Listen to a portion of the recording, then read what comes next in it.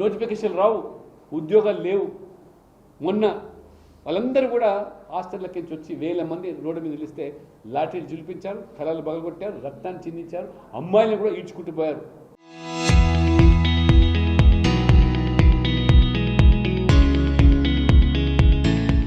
రేవంత్ రెడ్డి గారు దాష్టికం ఈ రకంగా పెరుగుతూ ఉన్నది. ఇవాళ మహిళలు ఎందుకు ఓటేయాలి? ఇవాళ మున్సిపల్లో 2500 రూపాయలు ప్రతి మహిళ కూడా ప్రతి నెల ఫటాఫట్ కటాకట్. ఈ రాహుల్ గాంధీ చెప్పాడు, దొంగ కార్డులు ఇచ్చినారు వాళ్ళందరికీ, ఇంటింటికి పంచినారు ఎన్నికల్లో. ఆ కార్డులు వచ్చి మీరు నెల కటాకట్ తీసుకోమని చెప్పారు. కార్డులు పట్టుకొని గాంధీ భవన్, కాంగ్రెస్ కార్యాలయం చుట్టూ తిరుగుతూ ఉంటే దిక్కు లేదు, దివానా లేదు ఇవాళ. అంతేకాదు పెళ్ళిడికి వచ్చినటువంటి అమ్మాయిలకు 1,00,000 రూపాయల నగదుతో పాటు తులం బంగారం ఇస్తా అన్నాడు. పాపం నమ్మినారు, ఆశపడ్డారు. ఇవాళ నిలదీస్తే ఒక మంత్రి అంటాడు బంగారం ధర పెరిగింది, ఇవ్వలేకపోతున్నామని చెప్పారు. ఇంత దారుణమైనటువంటి పరిస్థితి. అంతేకాకుండా ఎలక్ట్రికల్ స్కూటీ ఇస్తామని చదువుకునే అమ్మాయిలకు, ఇల్లు లేని పేదలకు 5 లక్షల రూపాయలు ఇస్తాం నగదు, మరి ఇంటి స్థలం ఇస్తామని చెప్పి ఏ ఒక్కరికి ఇచ్చిన పాపాను ఉంది కదా నల్గొండలో. ఎందుకు ఇవ్వాలి ఇవాళ ఓటు ఈ పేదలు నల్గొండలో? ఒకసారి ఆలోచన చేయండి. వాళ్ళు ఉద్యమకారులకైతే 250 గజాల స్థలం ఇస్తాం, గౌరవంగా వృత్తి కూడా మీకు ఇస్తామని చెప్పారు. చేయూత కింద నెల 4,000 పెన్షన్ అన్నారు, జాడే లేకుండా పోయింది. ప్రతి ఆటో డ్రైవర్కు 12,000 రూపాయలు. ఈ రకంగా మరి విద్యార్థులకు 5 లక్షల విద్యా భరోసా కింద కార్డు ఒక్కరికి కూడా ఇంతవరకు ఇవ్వలేదు. ఈ నిరుద్యోగ భృతి అన్నారు, ఎస్సీ ఎస్టీ బీసీలకు బ్యాక్లాగ్ పోస్టులన్నీ భర్తీ చేస్తామన్నారు. ఆ రకంగా దళిత బంధు, మరి గిరిజన బంధు, బీసీ బంధు ఇవాళ కాకెత్తిపోయినట్టుగా మాట్లాడుతున్నారు రేవంత్ రెడ్డి గారు. మొత్తం ఇవాళ ఫీ రీయింబర్స్మెంట్ పేరు ఉన్నత చదువులకు నోచుకోకుండా పేద వర్గాలు విద్యార్థులు ఇవాళ బకాయిలు చెల్లించలేకుండా ఏ రకంగా ఇవాళ మరి సమ్మె చేస్తామని కొంతమంది ముందుకొస్తే వాళ్ళ బెదిరింపులకు పాల్పడుతున్నారు. ఈ రకంగా ఈ యాజమాన్యాలేమో వాళ్ళకి ఇవాళ సర్టిఫికెట్స్ ఇవ్వకుండా, చదువు పూర్తయిన తర్వాత ఉద్యోగాలకు వెళ్లకుండా, ఉన్నత చదువుకు నోచుకోకుండా ఇవాళ తెలంగాణలో విద్యా వ్యవస్థ మొత్తం కూడా ఇవాళ ఏ రకంగా నాశనం చేశారో. ఇవాళ రేషనలైజేషన్ పేరు మీద స్కూళ్ళు మూతపడుతున్నాయి. ఇవాళ పిల్లలు లేకుండా, టీచర్ల నియామకాలు లేకుండా, డిఎస్సి నియామకాలు లేకుండా ఏ రకంగా ఇవాళ వెళ్ళబోతున్నాయి ప్రభుత్వ బడులన్నీ కూడా. అంతకు మించి స్థానిక సంస్థల్లో బీసీలకు 42% రిజర్వేషన్ అన్నారు. ఇవాళ తీరా చూస్తే 23% కూడా లేదు. అంటే ఏ రకంగా మోసానికి, దగాకు హద్దులు లేకుండా మీరు చివరికి ప్రభుత్వం చేపట్టేటువంటి కాంట్రాక్టర్లో 42% వాళ్ళు ఇస్తారు. కానీ ఈరోజు తెలంగాణలో కాంట్రాక్టర్ లేనట్టుగా ఏ రకంగా కొంతమంది కాంట్రాక్టర్లకు పెట్టుబడిదారులకే పరిమితమైన పరిస్థితి. మరి ఎంబీసీల కోసం ప్రత్యేక మంత్రికి స్టాక్ అన్నారు. ఇవన్నీ చూస్తూ ఉంటే కేవలం ఈ నల్గొండ మున్సిపాలిటీ కూడా నడుస్తుంది. ఇవాళ నరేంద్ర మోడీ గారి ప్రభుత్వం ఇచ్చే నిధులు డబ్బులే తప్పితే కేంద్రం నుంచి ఆ రోజు 15th ఫైనాన్స్ కింద ఇచ్చిన నిధులు పల్లెల్లో, పట్టణాల్లో కరెంటు బకాయిల కోసం, నీళ్ల బకాయిలు కట్టిన తప్పితే ఇవాళ శ్మశాన వాటికలు కానివ్వండి, క్రీడా మైదానాలు కానివ్వండి, ఏ ఒక్క చిన్న పని చేపడుతున్నా జరుగుతున్నా అది కేంద్రం వచ్చే నిధులు తప్పితే ఇతరత్ర కాదు.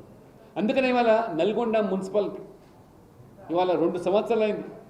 మంత్రులు ఉన్నారు ఇక్కడ ఈ జిల్లాకు, ఉమ్మడి జిల్లాకు. ఏ రకంగా నల్గొండ మున్సిపాలిటీ నేను 30 సంవత్సరాల కింద చూశాను. ఈయన ఆ రోజు మా కృష్ణారెడ్డి చైర్మన్, ఆ రోజు చేసినట్టు అభివృద్ధి కనబడుతుంది. వాళ్ళు బీజేపీ ఆ రోజుల్లో కూడా కౌన్సిలర్ ఏ రకంగా ప్రజలు గెలిపించారో మీరు ఆలోచన చేయండి. వాళ్ళు మాట్లాడితే రేవంత్ రెడ్డి గారు కాంగ్రెస్ పార్టీ అంటే ముస్లిమ్స్ అంటే కాంగ్రెస్ అంటే ఇవాళ మిగతా వర్గాలు ఆలోచన చేయాలి. మీరు ఓటేసే ముందు ముస్లిమ్స్కే పరిమితమన్న కాంగ్రెస్ పార్టీ మిగతా వాళ్ళు ఏ రకంగా ఓటు వేస్తారో ఈ ఎన్నికలు మీరు ఆలోచన చేయండి. వాళ్ళు ఎంతసేపు కూడా కేవలం సంతుష్టికర రాజకీయాలు, బుజ్జగింపు రాజకీయాలు, ఓటు బ్యాంకు రాజకీయాలు, ఓట్ల కోసం ఏ స్థాయికైనా దిగజారే రాజకీయాలకు ఇవాళ కాంగ్రెస్ దిగజారిందంటే మరి ఈ రకమైనటువంటి కాంగ్రెస్ పార్టీని ఈ ఎన్నికల్లో గెలకపోతే, మరి ఎన్నికల్లో ఓడించకపోతే మరికి అదుపుండగా స్పిరిట్ బ్రేకర్ కావాల్సిన అవసరం. కాబట్టి తెలంగాణ సంపదను దోచుకుంటున్నటువంటి కాంగ్రెస్ పార్టీ నాయకులు, మంత్రులు, కాంగ్రెస్ అంటే కమిషన్, కరప్షన్ మాత్రమే. కాబట్టి ఈరోజు మరి రియల్ ఎస్టేట్ కూడా పూర్తిగా ఇవాళ దమాలైపోయి. అంతకుముందు ఎవరో నిరుద్యోగ యువకులు ఈ రియల్ ఎస్టేట్ మీద నమ్ముకొని వారు బతికేవాళ్ళు. ఇప్పుడు దాని పర్యవసనం ఏ రకంగా ఇవాళ లేబర్ నుంచి మొదలుకుంటే ఇవాళ స్టీలు, సిమెంటు అన్నీ మూతపడుతూ ఉన్నాయి. వ్యాపారం లేకుండా మొత్తం తెలంగాణ మొత్తం ఇవాళ కొల్లగొడుతున్నారు. అది జాలన్నట్టు సింగరేణి కార్మికులు వాళ్ళ చెమటను, రక్తాన్ని ఆ రకంగా చిందించి ఆ సింగరేణి సంస్థను ఆదుకుంటూ ఉంటే దాని మీద కూడా ఈరోజు ఏ రకంగా మరి వాటాల కోసం, దోపిడీ కోసం, ఫుట్బాల్ ఆట కోసం కోట్ల రూపాయలు ఖర్చు పెడతారు రేవంత్ రెడ్డి. ఇవాళ దావోస్కి వెళ్ళి నేను అడుగుతున్నాను, ఎన్ని ఉద్యోగాలు గత సంవత్సరం వెళ్ళి దావోస్ నుంచి ఎన్ని ఒప్పందాలు కార్యరూపం దాల్చాయి. హైదరాబాద్ సంస్థలతో పోయి దావోస్తో ఒప్పందాలు చేసుకొని మీకు ఇంతకంటే మరి మోసం ఏ ముఖ్యమంత్రి, ఏ నాయకుడు చేయలేని పరిస్థితి. వాళ్ళ హార్డ్వర్డ్లో చదువుకోవడానికి ఇవాళ 10 రోజులు అంటే పాలన మొత్తం అటకెక్కించి ఈ రకంగా మరి నల్గొండను ఆదుకోవాలన్నా ఇవాళ మొత్తం దేశమంతా కూడా మోదీ గారిని ఆదరిస్తూ ఉన్నారు. అది పల్లెల్లో, పట్టణాల్లో అయినా.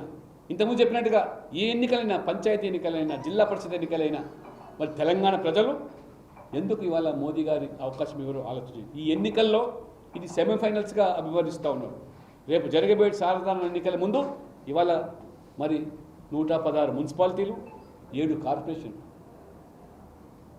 మరి నిజంగా జనరంజకమైనటువంటి పాలన, అభివృద్ధిగా ఈరోజు మీరు చూస్తారు కేంద్రం అమృత్ 2 పేరు మీద 9,584 కోట్ల రూపాయలకు వాళ్ళ కేంద్రం 252 ప్రాజెక్టు తెలంగాణలోనే అనుమతి ఇచ్చిందంటే ఇవాళ బీజేపీ రాష్ట్రంలో అధికారం లేకున్నా, ఇవాళ స్థానిక సంస్థల్లో అధికారం లేకున్నా మీరు 8 మంది ఎంపీలను, 8 మంది ఎమ్మెల్యేలను, 2 ఎమ్మెల్సీలను, 2 రాజ్యసభ సభ్యులు ఉండడం వల్ల ఇంత మరి నిధులు వస్తూ ఉంటే ఖచ్చితంగా నేను పార్లమెంట్ సభ్యునిగా పార్టీలో అత్యున్నత స్థాయిలో ఉండేటువంటి ఒక బాధ్యత గల వ్యక్తిగా నల్గొండ ప్రజలు బీజేపీకి అవకాశం ఇవ్వండి.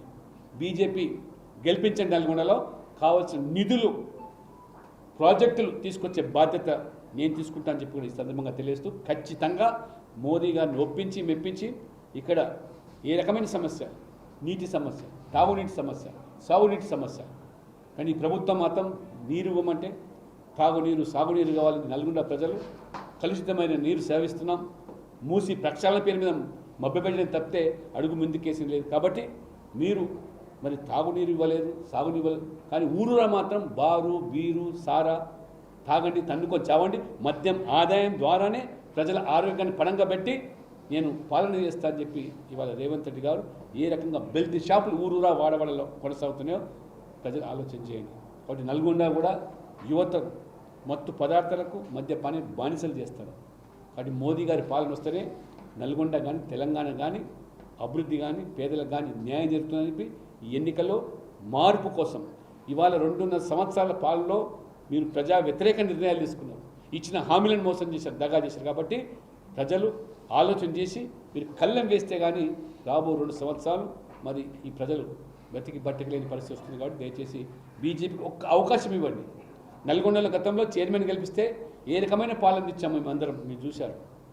కాబట్టి ఈసారి ఒక్కసారి మళ్ళీ ఇప్పుడు నల్గొండ బీజేపీ అభ్యర్థులు అందరూ కూడా నిజాయితీ పరులు, నీతి పరులు, సేవాభావంతో ఉండేటువంటి వాళ్ళకు అవకాశం ఇచ్చాం. పార్టీ అన్ని డివిజన్లలో ఇంతకుముందు మా అధ్యక్షుడు చెప్పినట్టుగా అన్ని డివిజన్లు రాష్ట్రం మొత్తం మీద కూడా 2,996 వార్డుల్లో మరి పోటీ చేస్తున్నాం.